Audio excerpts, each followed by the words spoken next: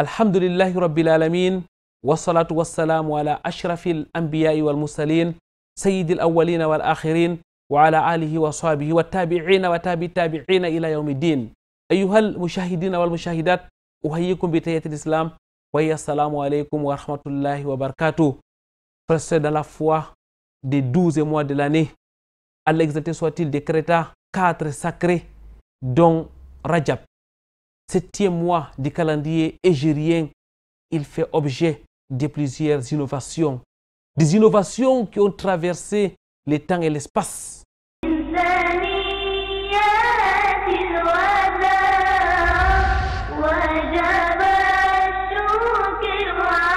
Très chers téléspectateurs, mesdames, mademoiselles, messieurs, bienvenue sur ce plateau de votre rendez-vous hebdomadaire sur Canal D International. Rendez-vous à plusieurs articulations, l'entretien au cœur de la société, mais aussi la psalmodie de Saint Al-Qur'an al-Karim. Et quoi de meilleur donc que d'écouter la parole d'Allah pour commencer cette assise.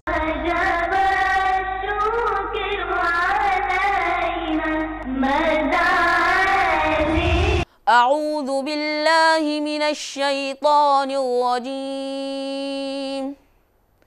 بسم الله الرحمن الرحيم. سبحان الذي أسرى بعبده ليلا من المسجد الحرام إلى المسجد الأقصى الذي باركنا حوله لنريه من آياتنا إنه هو السميع البصير. وآتينا موسى الكتاب وجعلناه هدى لبني إسرائيل ألا تتخذوا من دوني وكيلا ذرية من حملنا مع نوح إنه كان عبدا شكورا. وقضينا إلى بني إسرائيل في الكتاب لتفسدن في الأرض مرتين ولتعلن علوا كبيرا. فإذا جاء وعد أولاهما بعثنا عليكم عبادا لنا أولي بأس شديد فجاسوا خلال الديار وكان وعدا مفعولا. ثم رددنا لكم الكرة عليهم وأمددناكم بأموال وبنين وجعلناكم أكثر نفيرا.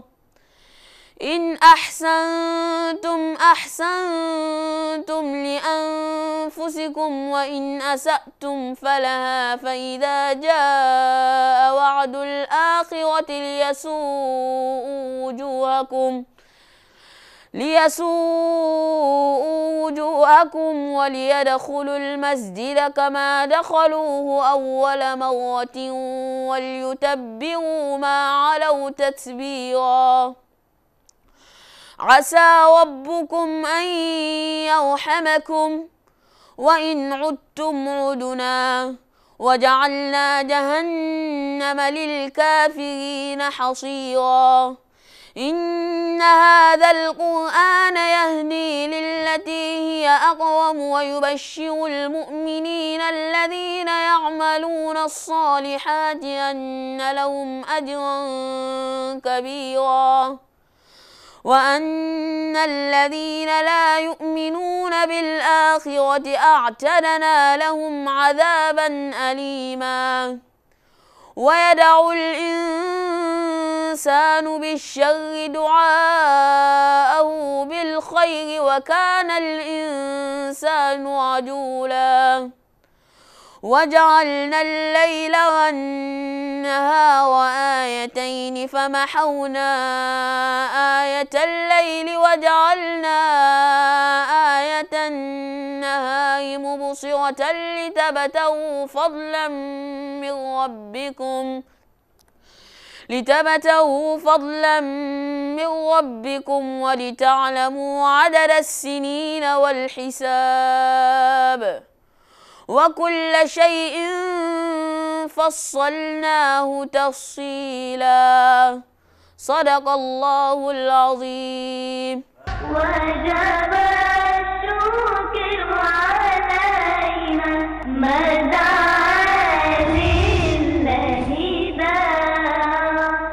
Rabbi اشرح لي صدري ويسر لي أمري واحلل عقدة من لساني يفقهوا قولي. Mesdames, Mademoiselles, Messieurs, ahlan wa sahlan wa marhaban bikoum. Bienvenue sur ce plateau de votre émission Vitrine de l'Islam où nous accueillons aujourd'hui Cheikh Mouhamadou Moustapha Ba. Il est enseignant et prédicateur dans la ville de Douala, imam dans plusieurs mosquées, dont la mosquée Al-Arqam. Cheikh, assalamu alaikum wa rahmatullahi wa barakatuh. Wa alaikum assalam wa rahmatullahi wa barakatuh. Merci d'avoir accepté une fois de plus notre invitation. Avec vous, nous allons, Inch'Allah, aujourd'hui parler du Rajab. Rajab est un mois sacré. Cheikh Mouhamadou Moustapha Ba, nous allons dans un premier temps comprendre la définition des expressions, question d'avoir un même regard. Quand on dit mois sacré, qu'est-ce qu'on doit comprendre de cela? نعم أعوذ بالله من الشيطان الرجيم بسم الله الرحمن الرحيم الحمد لله رب العالمين والصلاة والسلام على أشرف الأنبياء والمرسلين وعلى آله وأصحابه ومن تبعهم بإحسان إلى يوم الدين وبعد. D'abord, pour commencer, vous connaissez Allah subhanahu wa ta'ala, c'est lui qui a créé les mois. Et Allah subhanahu wa ta'ala, parmi ces mois qu'il a créés, il a choisi 4 mois qu'il a appelés Al-Ashur al-Hurum, donc les mois sacrés. Et les mois sacrés, ce sont les mois où Allah subhanahu wa ta'ala lui-même a sacralisé ces mois-là. Et Allah subhanahu wa ta'ala, dans ces mois-là, Allah subhanahu wa ta'ala a interdit aux musulmans de faire le combat dans ces mois-là. Et Allah subhanahu wa ta'ala a rendu le péché dans ces mois-là plus grave que le péché dans un autre mois. C'est pour cela que les kuffars, le temps de Jahiliya, avant l'islam, quelqu'un rencontrait quelqu'un qui a une personne qui a tué son père. Pendant les mois sacrés, il le laissait passer sans rien le faire.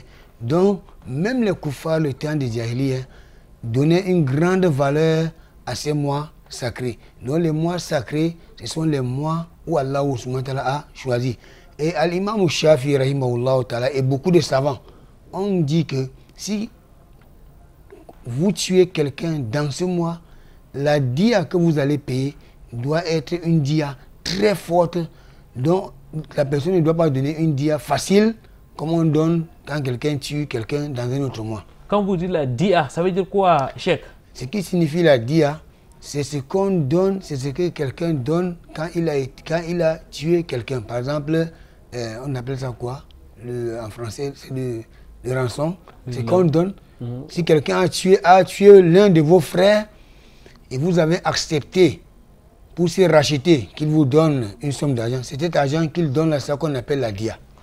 C'est ça, comme l'a dit, c'était là tout simplement une parenthèse. L'objet de l'émission aujourd'hui, ce sera donc de parler du mois de Rajab, qui est en réalité l'un des 4 mois sacrés. Cheikh, on retient de vos propos que ce sont donc des mois qui ont une certaine particularité et nous y reviendrons tout au long de cette émission. Et quels sont ces mois? Alhamdulillah, ces mois sacrés sont, il y a 3 qui sont collés et il y a un qui est seul.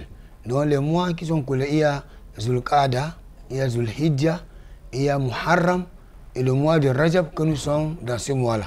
Nous sommes maintenant dans le mois de Rajab. Le mois de Rajab, qui, mesdames, mademoiselles, messieurs, est un mois sacré comme les 3 autres. Cheikh Mouhamadou Moustapha Ba, lorsqu'on parle de l'islam, on rentre toujours dans le Coran, on rentre toujours dans la sunna du prophète Muhammad sallallahu alayhi wa sallam. Quels sont les dalils relatifs au mois sacré? Allah subhanahu wa ta'ala dit dans le Coran, il t'interroge sur le mois sacré. Il t'interroge du combat dans le mois sacré. Allah subhanahu wa ta'ala dit, Ul qitalun fihi kabir. Le combat dans ces mois-là, c'est un très grand péché. Et dans un autre verset coranique où Allah subhanahu wa ta'ala dit, Inna iddata shuhuri inda Allah isna ashara shahran fi kitabillah.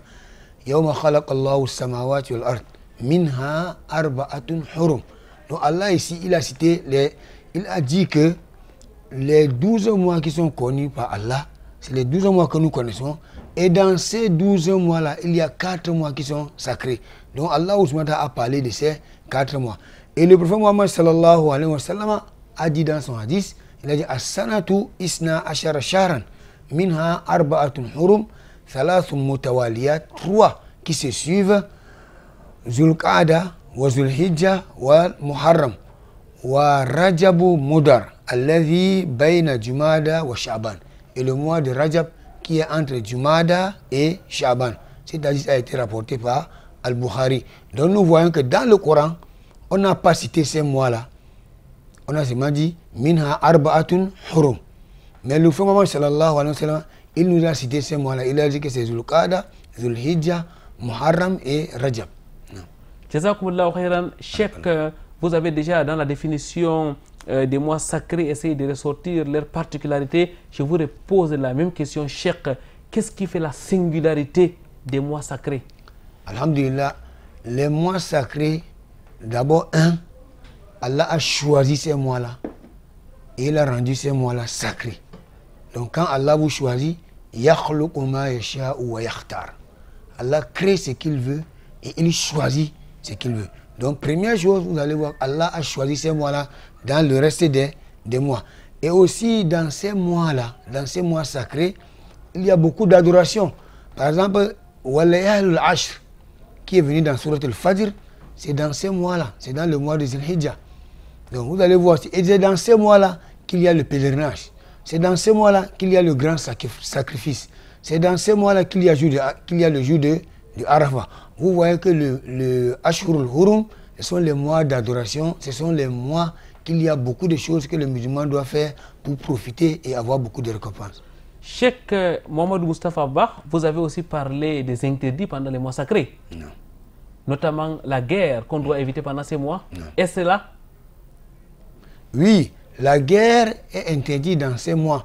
Vous savez, sauf la guerre ou quand quelqu'un vient vous amener une attaque ou bien quelqu'un vient vous faire une injustice comme ça, là vous pouvez répliquer. Mais pour rien comme ça, aller faire une guerre, ça c'est interdit en islam. Et aussi le musulman dans ce mois-ci doit éviter toutes sortes d'injustices dans ce mois-ci. Parce qu'Allah a dit, fala tazlimu fihinna anfusakum. Ne vous faites pas injustice. Quand il dit ne vous faites pas injustice, ça dit ne faites pas les choses qui vont vous faire regretter le jour de la résurrection. Parce que si vous faites les péchés, si vous faites les mauvaises choses, le jour de la résurrection, vous avez fait des injustices et vous allez regretter devant Allah subhanahu wa ta'ala. Cheikh, lorsqu'on vous écoute, ça veut dire qu'il y a des œuvres pendant ces mois sacrés, que des œuvres qui ont été spécialement recommandées et dit clairement comme les œuvres pendant les 10 premiers jours de Zulhijja? Oui, comme par exemple, nous avons donné les exemples, comme dans le mois de Zulhijja, nous avons le jour de Arafah, qui est dans un mois sacré. Nous avons les Al-Ashr, qui est dans le mois, qui est aussi dans les jours, dans le mois sacré. Et il y a aussi d'autres adorations qui sont dans ces jours sacrés-là. Donc, il y a certaines adorations qui sont spécifiques à ces mois sacrés. Shukran lak, Cheikh. Barakallahu fikoum. Mesdames, Mademoiselles, Messieurs, on retient donc qu'il y a 12 mois dans l'année égérienne, l'année qui est donc basée sur les calculs lunaires.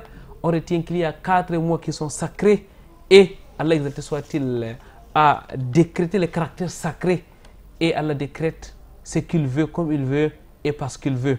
Parmi ces 4 mois, il y a dans le mois de Rajab. On va prendre une courte pause et nous reviendrons après pour cette fois-ci nous arrêter particulièrement sur le mois de Rajab.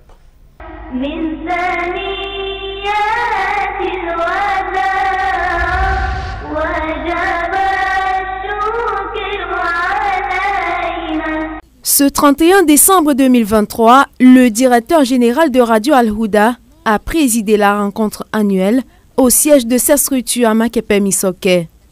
Une réunion qui a rassemblé les personnels permanents et non permanents.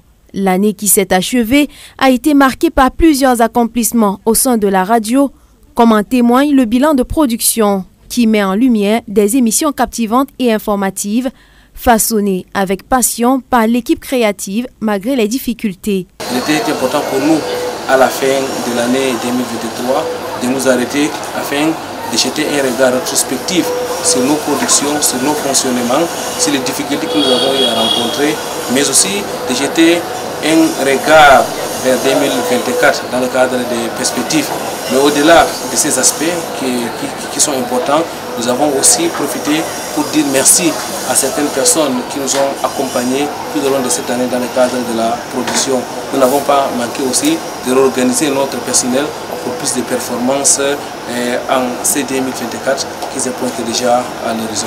Les perspectives pour l'année 2024 ont été évoquées, mettant en avant les projets prometteurs et des idées novatrices pour répondre davantage aux attentes grandissantes des auditeurs. Un autre moment important fut la lecture des lettres et contrats de partenariat entre Radio Arisala, émettant depuis Yaoundé, et Radio Al-Houda.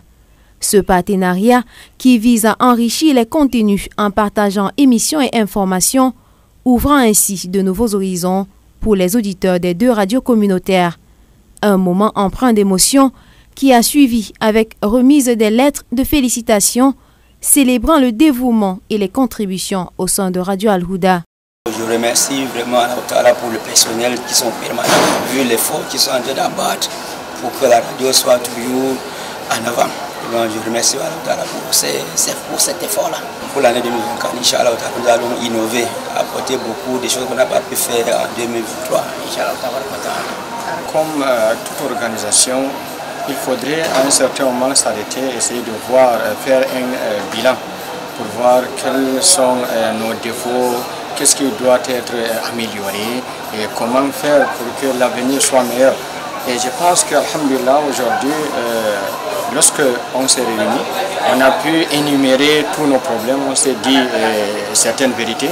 Comment rendre meilleure la radio Al-Houda, qui est une radio qui est, il faut le noter, et écouter, n'est-ce pas, à travers tout le monde, partout dans le monde, autant pour moi. Et alhamdulillah, nous avons eu des idées. Et Inch'Allah, je pense que avec ce qu'on a décidé de faire, l'avenir sera meilleur. L'année 2024 sera meilleure, Inch'Allah. La cérémonie a également été le théâtre de quelques nominations clés, témoignant de la confiance placée en des personnels prêts à hisser la radio vers de nouveaux sommets. My impressions are good. Why is it good? Because this is first of its kind that all the workers of Radio Al-Houda at the end of the year has come from all over to deliberate on the activities for 2023 and make projections for 2024. And it didn't end at that level, but we also saw the level of commitment from the workers, and we also saw the commitment of the Director General who is calling on all workers to see that they put hands together and make Radio Al-Houda a better place. Cette réunion annuelle est une occasion de célébrer le passé, de se projeter vers l'avenir et surtout de consolider le lien qui unit la communauté musulmane du Cameroun. L'année 2024 s'annonce avec beaucoup de promesses pour Radio Al-Houda et ses auditeurs, Inch'Allah.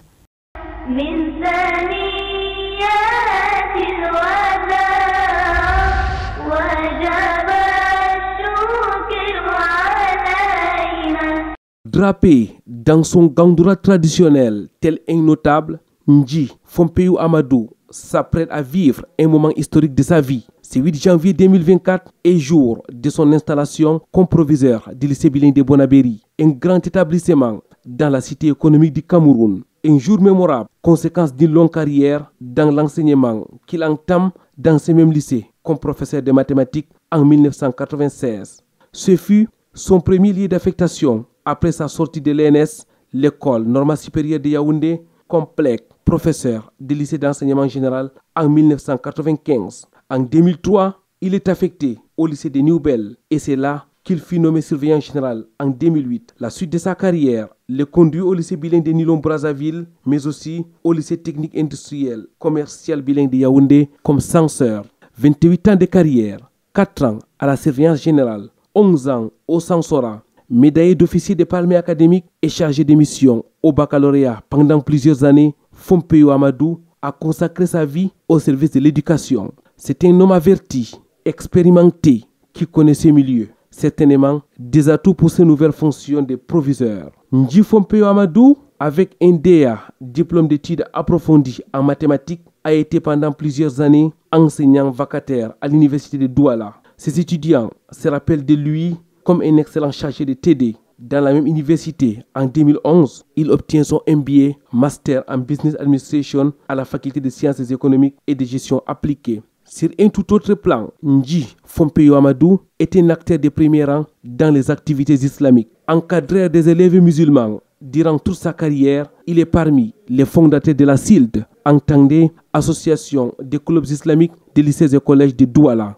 Membre de plusieurs autres organisations islamiques de référence, il donne suffisamment du sien à la cause divine. Dans cet élan, il fut le premier principal du premier collège islamique dans le Grand Sud Cameroun. Imam Fompeyo Amadou, oui, il en est un, dirige la prière dans les mosquées du centre El Hijra de Bonabéry. Étudiant en sciences islamiques, il continue à apprendre à l'Institut Omar El Farouk. Notable dans le royaume Bamoun, Nji Fompeyo Amadou a écrit plusieurs ouvrages dont le dernier est titré Ibrahim Bombonjoya, 20 ans de dynastie. Dans les médias, il est consultant dans plusieurs chaînes de télé et radio. Sur les plateaux des canaux internationaux, à Radio Al-Houda et ailleurs, il édifie les téléspectateurs sur divers sujets. En particulier, ceux liés à l'éducation, son cheval de bataille. C'est en réalité un mathématicien à plusieurs casquettes, à plusieurs bonnets, qui prend les rênes du lycée bilingue de Bonabéry. Une nouvelle expérience pour cet homme de Dieu qui aura besoin sans doute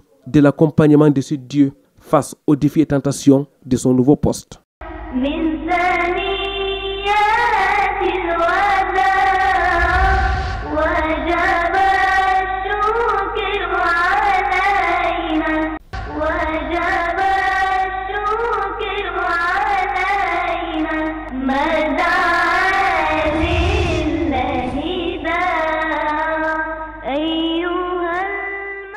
Gloire à l'exalté soit-il, Allah le maître des temps, Allah qui a fait du mois de Rajab un mois sacré.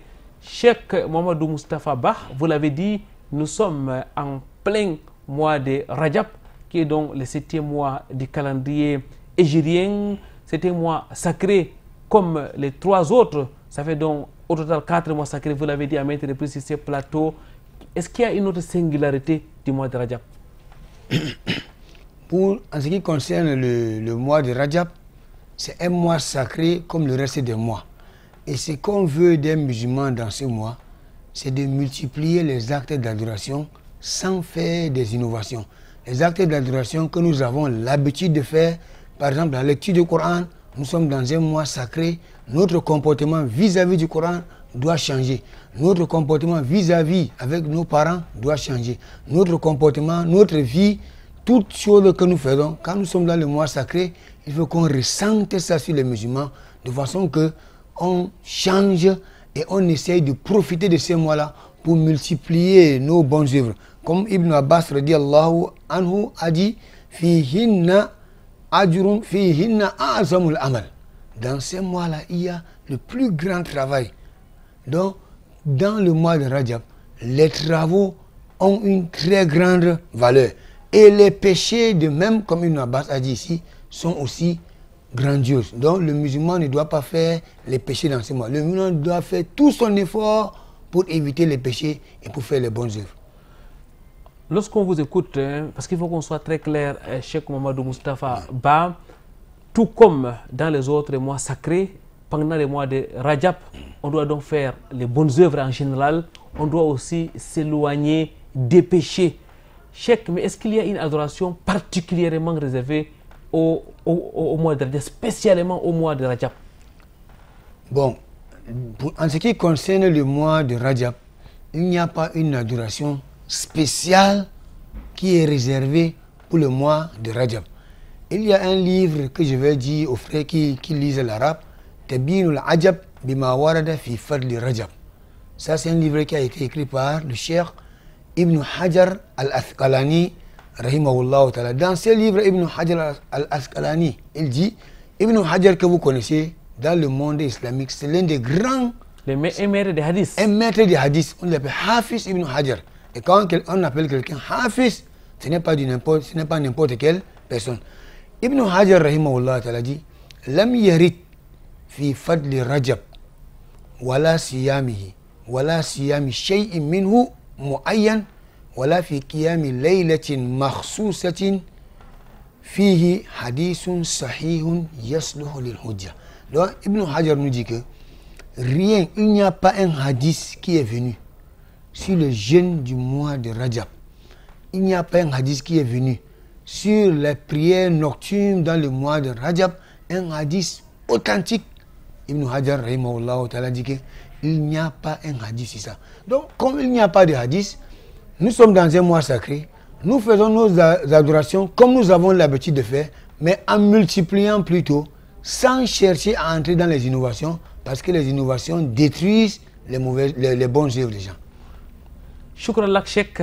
Mesdames, Mademoiselles, Messieurs, c'est un mois sacré où on doit faire les bonnes œuvres, mais il n'y a pas une adoration spécifique, il n'y a pas de jeûne de tel jour du mois de Rajab, il n'y a pas de prières, mille unités de prières dans tel ou dans tel autre nuit pendant les mois de Rajab. Ceci constitue une innovation. Cheikh, à vous écouter, il y a donc beaucoup d'innovations pendant les mois de Rajab. Oui, il y a beaucoup d'innovations pendant le mois de Rajab. Il y a beaucoup de choses que les gens font qui n'ont rien à voir avec l'islam. Par exemple, il y a les hadiths de mensonges. Quand on dit aux gens, par exemple, celui qui prie une nuit de mois de Rajab, et il lit la Fatiha, et il lit Qul Huwallahu Ahad tel nombre de fois, ou tel nombre de fois, et telle chose, tout ça, ça n'a rien à voir avec l'islam. Il y a beaucoup de choses que les gens font qui n'ont rien à voir avec l'islam.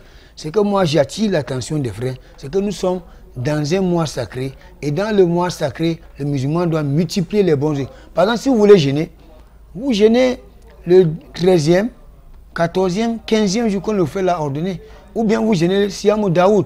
Vous jeûnez aujourd'hui, vous rompez demain. Ou bien, si vous voulez aussi, vous jeûnez aussi le lundi et le jeudi. C'est ça. Mais il y a certains gens, quand le mois de Rajab entre, ils jeûnent et ils ne rompent pas leur jeûne jusqu'à la fin du mois de Ramadan. Ça, ce n'est pas une sunna. Le prophète Mohammed sallallahu alayhi wa sallam ne l'a pas enseigné. C'est pour ça qu'Aïcha radiyallahu anha, elle dit qu'elle n'a jamais vu le prophète Mohammed sallallahu alayhi wa sallam jeûner un mois du début jusqu'à la fin, sauf le mois de Ramadan. Bon, combien de fois alors ceux-là qui jeûnent tout le mois de Rajab, tout le mois de Shaban et tout le mois de Ramadan, j'ai peur que ces gens-là se châtient pour ne pas avoir la récompense chez Allah subhanahu wa ta'ala. Qu'Allah exalté soit-il nous en préserve, mesdames, mademoiselles, messieurs, non aux innovations pendant les mois de Rajab. Cheikh, lorsqu'on parle d'innovation, quels en sont ces dangers? Et d'abord, qu'est-ce qu'on appelle innovation véritablement? Ce qu'on appelle innovation, c'est que quelqu'un pratique une religion, une chose qui n'a pas été enseignée par le prophète Mohammed sallallahu alayhi wa sallam. Vous savez, nous les musulmans, quand quelqu'un veut entrer dans l'islam, il fait le témoignage. Ashhadu an la ilaha illallah, ça veut dire que il a pris l'engagement de n'adorer qu'un seul Dieu et de ne pas l'associer à quelque chose. Ça c'est un. Deuxièmement, vous dites Ashhadu anna Muhammad Rasulullah. Vous avez pris l'engagement d'adorer Allah subhanahu wa ta'ala comme le prophète Mohammed sallallahu alayhi wa sallam l'a enseigné. Donc vous n'avez pas le droit de faire une adoration que le prophète Mohammed sallallahu alayhi wa sallam n'a pas enseigné. Donc si vous faites une adoration que le prophète n'a pas enseigné, vous avez fait une innovation. Et faisons très attention, avant de faire une adoration, il faut que nous apprenons. C'est pour ça que Cheikh Al-Ahdari rahimahullah ta'ala a dit Wala yahillu lahu an yaf'ala filan hatta ya'lama hukm Allah fi. Ce n'est pas permis à quelqu'un, à un adulte, quelqu'un qui a atteint l'âge de la puberté, de faire un acte de l'islam, de faire une adoration quelconque jusqu'à ce qu'il connaisse la loi d'Allah sur cette adoration-là. Quels sont donc les dangers des innovations? Les dangers des innovations sont connus, comme c'est venu dans le hadith de Aïcha radiyallahu anha, où elle dit, où le prophète sallallahu alayhi wa sallam dit, Man amila amalan, laysa alayhi amruna fahuwa rad. C'est lui qui fait un acte d'adoration que le prophète n'a pas ordonné, que nous n'avons pas ordonné. Le prophète parle ici, il dit quelqu'un qui fait un acte d'adoration que nous n'avons pas ordonné, on va lui remettre son adoration. Et chers frères musulmans, le danger c'est le jour de la résurrection.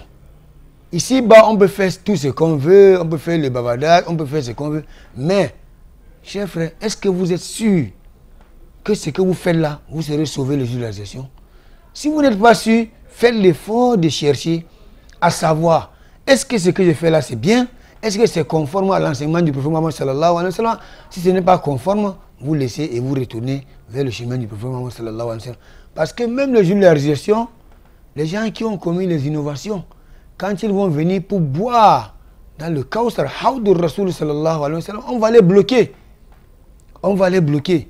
Et le prophète va demander, il va dire, ce sont mes gens, laissez-les passer, laissez-les passer.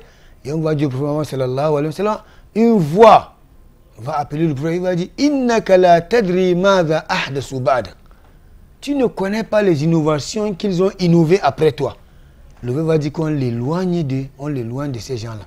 Donc pour cela, chers frères musulmans, le musulman ne doit pas faire une adoration en suivant sa passion. Toute adoration que nous voulons faire, est-ce que nous avons un argument? Si nous avons un argument, et l'argument, ce n'est pas seulement l'argument, un argument authentique. Parce qu'il y a des gens qui ont les arguments qui ne sont pas authentiques. Quand l'argument n'est pas authentique, votre adoration n'est pas acceptée. Quand vous parlez de l'argument authentique, vous faites allusion à quoi? Quelle est la différence entre un argument authentique et un argument qui n'est pas authentique? Non. Vous savez, chez les savants de hadith, il y a ce qu'on appelle asbabu wat el hadith. Les causes pour créer les hadiths de mensonges. Par exemple, il y a les gens qui créent les hadiths de mensonges pour montrer que leur tribu est plus grande que les autres. Ils créent un hadith, ils disent que le prophète dit que notre tribu est comme ça. Il y a les gens qui créent les hadiths pour pousser les gens à faire les adorations. Et ce sont ces hadiths-là qui sont nombreux pour le mois de Rajab. Donc les gens qui ont créé les hadiths pour que les gens font beaucoup de bonnes œuvres dans le mois de Rajab. Chers frères musulmans, le prophète Mohammed sallallahu alayhi wa sallam a dit, man kadhaba alayya muta'ammidan falyatabawwa maq'adahu minan nar. Celui qui ment sur moi exprès et qu'il connaît qu'il prépare sa chaise du feu de l'enfer avant sa mort. Que Allah nous en préserve. Amin, souma amin. Mesdames, mademoiselles, messieurs, tous les hadiths venus sur la particularité du mois de Rajab sont des hadiths faibles ou des hadiths fabriqués. Qu'Allah exalté soit-il nous en éloigne. Qu'Allah vous récompense, Cheikh Mohamed Mustafa Ba. Et on va donc prendre une autre pause. Question de vous rejoindre chez vous, autour de vous, au cœur de la société.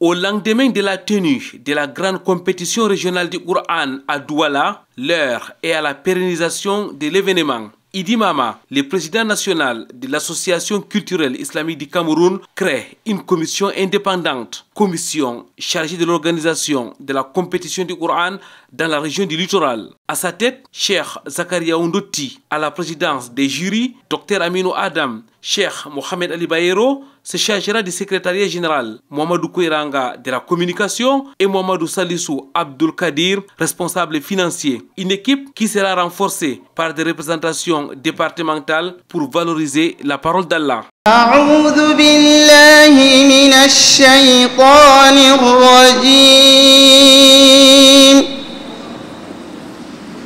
بسم الله الرحمن الرحيم إن هذا القرآن يهدي للتي هي أقوم ويبشر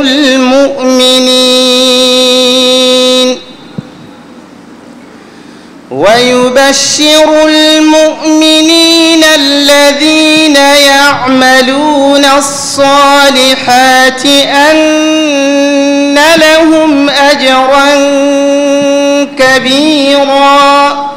Le dimanche 14 janvier 2024, la nouvelle commission s'est rendue à Konsamba. Elle est allée à la rencontre de la communauté musulmane du Mungo devant les maires de Konsamba Premier, les chefs de la communauté musulmane, des imams et autres fidèles. Le programme a été présenté et apprécié de tous. il est question d'être en contact avec la communauté locale de Mongo, les informer du projet, valoriser le Coran, essayer de les amener à organiser une équipe locale pour la compétition du Coran. Vous savez, nos objectifs, ce n'est pas seulement la compétition, mais c'est de valoriser le Coran, c'est de maximiser le nombre de ceux qui l'ont mémorisé, c'est de former les encadrés du Coran, c'est de les amener à être à l'auteur de nos attendus. Docteur Aminou Adam, quant à lui, a profité de l'occasion pour rappeler la grandeur du Coran. Il a invité ensuite les uns et les autres à se l'approprier par son apprentissage. Et nous leur disons merci parce qu'ils ont pensé que vraiment les musulmans du département du Mongo et de Konsamba en particulier peuvent bénéficier de leur savoir et de leur pensée. Raison pour laquelle en tant que président, je leur dis merci. Au nom de la communauté musulmane du Mongo, je leur dis merci. Une semaine avant, c'est la ville d'Edea qui recevait la délégation venue de Douala. Là aussi, les échanges étaient fructueux et des engagements pris pour valoriser le Coran. Dans les jours à venir, des formations en vue pour les enseignants du Coran et des jurys de compétition pour plus d'efficacité. Des compétitions départementales et puis régionales se tiendront pour une meilleure représentation de la région du littoral sur le plan national et international.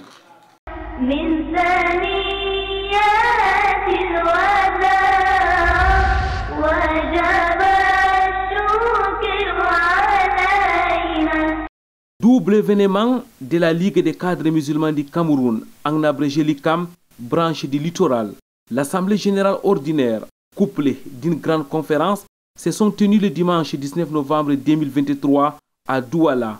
Cadres et autorités, élites et autres invités de marque se sont mobilisés pour la circonstance. Le conférencier du jour, Ngouloure Mama Inou, venu spécialement de Yaoundé, a édifié l'assistance. Les thèmes association islamique et gestion de compétences a permis au principal orateur de dresser l'état des lieux avant d'énumérer les solutions pour une gestion optimale des compétences. En matière de gestion des compétences, les associations islamiques dans notre environnement ont encore beaucoup d'efforts à fournir pour arrimer leur façon de gérer au standard, notamment dans le processus de recrutement de leurs membres et de leur accompagnement, en leur inculquant les notions de base et élémentaires et certaines aptitudes en matière de gestion de compétences.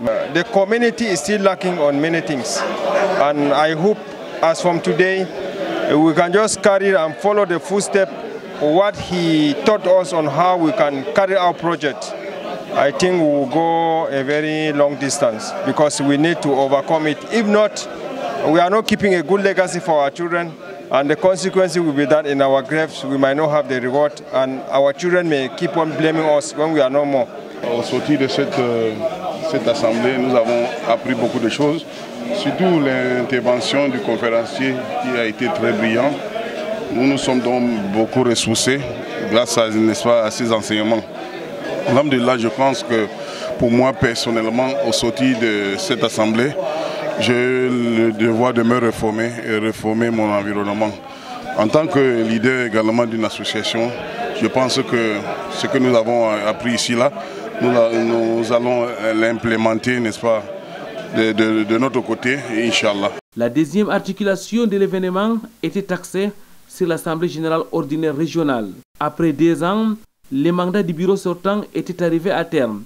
L'occasion du bilan présenté par le secrétaire général régional de la structure. Le bilan de la LICAM pour le mandat qui vient de s'achever, c'est 23 réunions mensuelles. C'est une assemblée générale extraordinaire, c'est une assemblée générale ordinaire. Nous avons également pu organiser une excursion du côté de Kribi et c'est ce qui a permis le retour des activités au sein de la cellule féminine qui avait de la peine à organiser ces réunions mensuelles. C'est aussi les visites qu'on appelle le ziarat entre les frères ou avec les autres acteurs de la communauté musulmane. Les points saillants de la rencontre étaient la désignation du nouvel exécutif par la Choura. L'organe consultatif, élu 2 semaines avant, a reconduit le bureau sortant. Yende Salifou et Ousmane Djidda sont immédiatement installés par les représentants du coordonnateur national. Nous avons pensé que l'équipe qui a conduit les années antérieures, avec les missions qui ont été assignées, avec leur touche personnelle, nous avons vu l'évolution. Nous avons pensé qu'ils pouvaient conduire avec l'avis de tous les membres, que l'équipe qui a conduit la LICAM pour l'année dernière devrait continuer à la personne de M. Yende Salifou et son secrétaire qui est votre candidat. Nous sommes satisfaits sur tous les plans. Nous sommes satisfaits d'abord sur le plan de la mobilisation des frères et sœurs, et pourquoi même pas dire de nos mamans échecs et nos enseignants. Sur le plan même de l'enseignement à travers la conférence qu'on a, n'est-ce pas, eu venant tout droit du vice-cordo national de la LICAM, et en même temps aussi grand conseiller à la Cameroun Muslim Student Union Bureau national. Et aussi au troisième plan, satisfait sur le plan vraiment de ces échanges qui ont meublé l'Assemblée générale. Cela nous a édifiés et nous a rappelé beaucoup de responsabilités. Mes impressions sont très bonnes, que tous les cadres musulmans se retrouvent dans une ligue comme celle-ci qui va promouvoir certainement la promotion de l'excellence, puisque la recherche des ressources humaines, la promotion des ressources humaines et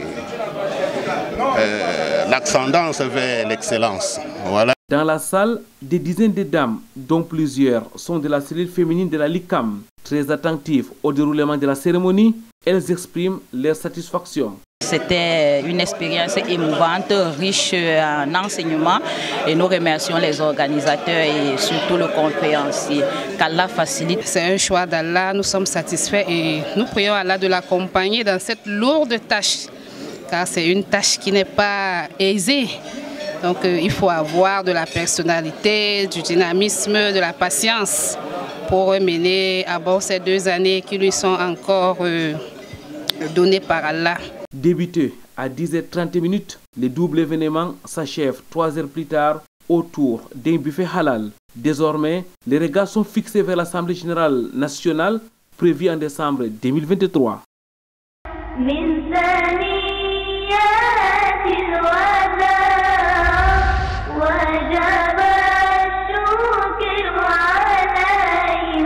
Du cœur de la société, mesdames, mademoiselles, messieurs, nous continuons sur ce plateau avec notre invité, Cheikh Mohamed Moustapha Ba, enseignant, imam et prédicateur dans la ville de Douala, imam de plusieurs mosquées, notamment la mosquée Al-Arqam, une mosquée située non loin de l'université de Douala. Cheikh Mohamed Moustapha Ba, tout à l'heure, vous avez évoqué certaines adorations qui sont qualifiées d'innovation pendant les mois de Rajab.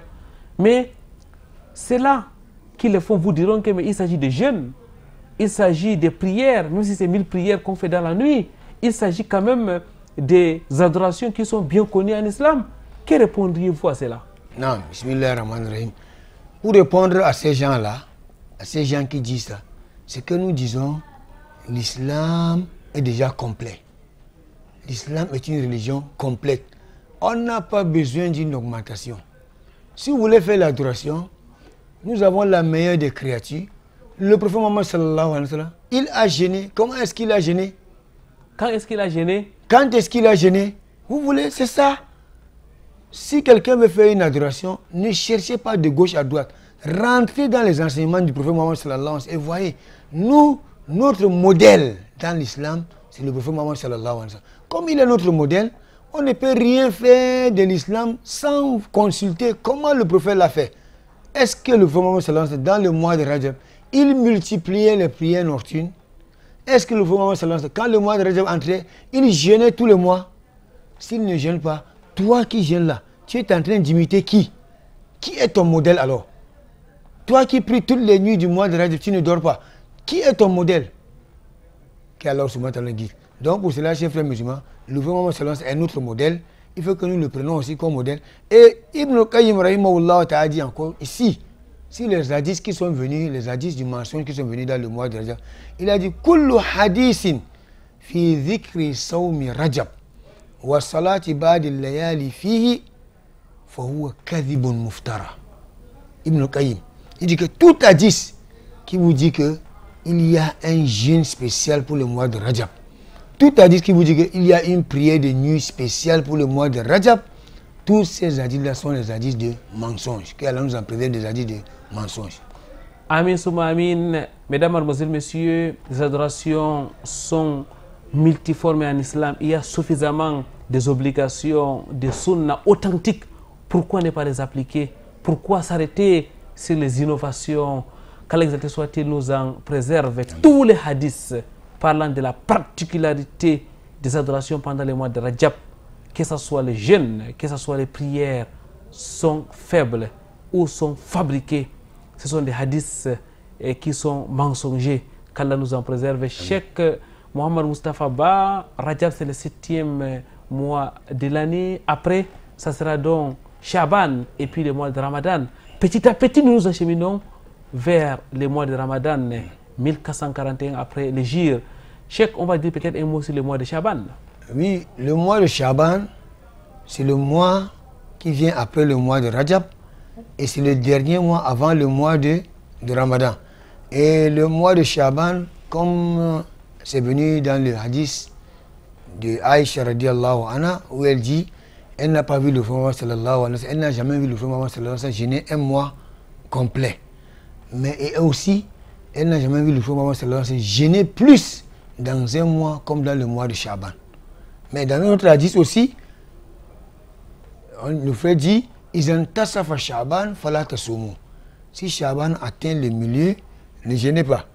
Donc, et Aïcha elle a dit que le prophète se jeûnait beaucoup dans le mois de Shaban. Ça nous montre ici que le mois de Shaban aussi, c'est un mois que les musulmans peuvent jeûner. Mais ce qui est mieux aux musulmans, quand vous jeûnez, si le mois de Shaban arrive au milieu, c'est bien de s'arrêter. Comme le frère a dit, Izan tasafa Shaban fala tasumu. Cheikh Mohamed Moustapha Ba, au-delà du jeûne du mois de Shaban, parce qu'il faut déjà préparer l'organisme à accueillir le mois de Ramadan, qui sera un mois de jeûne obligatoire. Est-ce qu'il n'y a pas d'autres adorations, est-ce qu'il n'y a pas d'autres éléments de préparation pour pouvoir commencer le mois de Ramadan comme il se doit, pour ne pas rater le top départ du mois de Ramadan? Non. Vous savez, un bon musulman se prépare à accueillir le mois de Ramadan depuis le départ du mois de Ramadan passé. Comme les gens pieux d'avant le faisaient. Quand le mois de Ramadan passé, quand le Ramadan finit, ils demandent à Allah pendant 6 mois d'accepter le jeûne. Et les autres mois qui restent, ils demandent à Allah de leur montrer le mois de Ramadan. Par exemple, comme le mois de Ramadan est proche, et comme nous sommes faibles, nous pouvons nous préparer déjà à faire un programme pour que si le Ramadan vient, on soit fort dedans. Peut-être on peut faire un programme de lecture du Coran pour se préparer. On peut faire un programme d'adoration pour se préparer pour que quand le mois de Ramadan arrive, on accueille le mois de Ramadan et en pleine forme et pour bien adorer Allah profondément dans ce mois pour qu'Allah accepte tous nos bonnes œuvres. En un mot, le mois de Ramadan, c'est dans bientôt. Il faut donc déjà songer à les préparer convenablement, Cheikh. Oui, le mois de Ramadan est proche. Le musulman doit... On ne sait pas qui va jeûner, qui ne va pas jeûner cette année. Donc le musulman doit être prêt. Le musulman doit se préparer pour ce mois, pour ce grand mois béni pour les musulmans. Donc chaque musulman devait être prêt pour ce mois-là. Shukran lak, barakallahu fik, Allah vous récompense, Cheikh. Nous arrivons pratiquement à la fin de cette émission. On va prendre votre dernier mot tout en vous remerciant. Quel est le dernier message à l'endroit de nos téléspectateurs? Mon dernier message à l'endroit de tous les spectateurs, c'est que j'appelle tous les frères à apprendre leur religion. On ne peut pas adorer Allah subhanahu wa ta'ala dans l'ignorance. L'islam, c'est une religion qui combat l'ignorance. Qu'Allah subhanahu wa ta'ala nous guide, qu'Allah nous pardonne. Amin souma amin. Et nous allons, mesdames, mademoiselles, messieurs, avant de partir, vous laisser avec cette autre invocation, l'invocation qu'on doit donc lire lorsqu'on voit la nouvelle lune, invocation que vous pouvez retrouver dans le livre Hisnul Muslim, la citadelle des musulmans. Allahu Akbar, Allahumma hillahu alayna bil amni wal iman, wassalamati wal islam, wat tawfiqi lima tuhibbu rabbana wa tarda rabbuna wa rabbukallah. C'est une invocation où on demande à Allah subhanahu wa ta'ala de faire en sorte que nous vivions ces mois dans la paix, dans la sécurité, dans l'islam, dans la foi. Qu'Allah exalté soit-il, mesdames, mademoiselles, messieurs, fasse en sorte que nous vivions les mois de Ramadan. C'est donc tout pour aujourd'hui.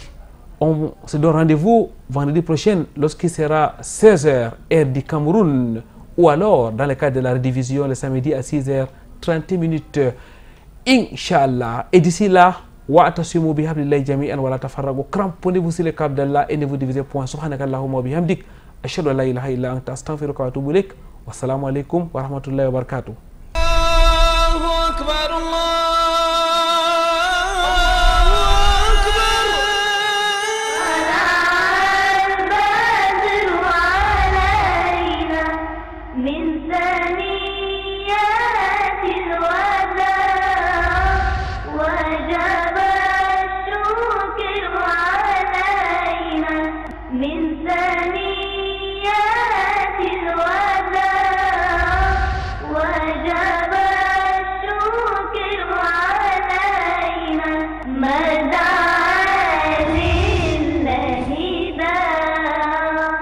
من ثاني